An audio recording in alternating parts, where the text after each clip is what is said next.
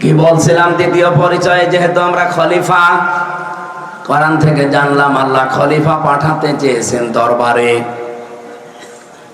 কি কথা বললেন?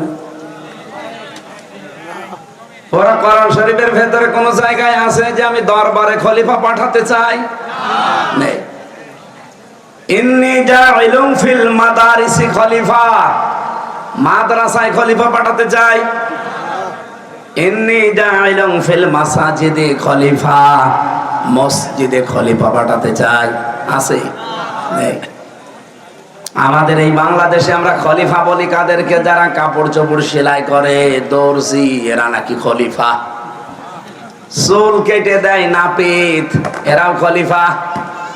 এমনকি ভিক্ষা করে, তাদেরকে অনেক জেলায় দেখি খলিফা বলে। আল্লাহ বলেন আমি খলিফা হিসাবে তোমাদেরকে পাঠিয়েছি। ইন্নী জাইলুন ফিল আরদি খলিফা। কোথায়? আর জোরে। কাঠ সাট কটা এটাই জমিনে আল্লাহ আমাদেরকে খলিফা করে পাঠিয়েছিলেন। আমরা জমিনে নেই। জালেমরা জমিন ফাঁকা পেয়েছিল, 80 মাইল বেগে চালাচ্ছিল। কি 180 মাইল বেগে চালাচ্ছিল এই জমিন। আমাদের এই দেশে যা রাস্তাঘাট আমার তো সব আয়ত্তে আছে। 630টা থানার রাস্তাঘাট আমি প্রায় সব গেছি কম বেশি। এই গল্প আপনারা করছেন তো আমার তুলে দিলেন কেন? হ্যাঁ, আবার কথা বলেন না। না, এভাবে ক্লাস করা যাবে না।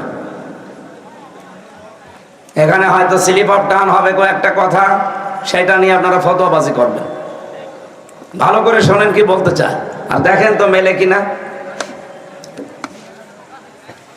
কোরআনে কারীম জানাচ্ছে তোমাদেরকে আমি খলিফা করে পাঠিয়েছি জমিনে। তোমরা জমিনে যেহেতু নেই, জমিন তো ফাঁকা থাকবে না। জালেমরা পেয়েছে, ওরা একেবারে মন মতো চালাচ্ছিল এতদিন। এবার আর জালেমরা মন মতো এই জমিন চালাতে পারবে না, কারণ আল্লাহর খলিফারা এবার জমিনে থাকবেন তো ইনশাআল্লাহ।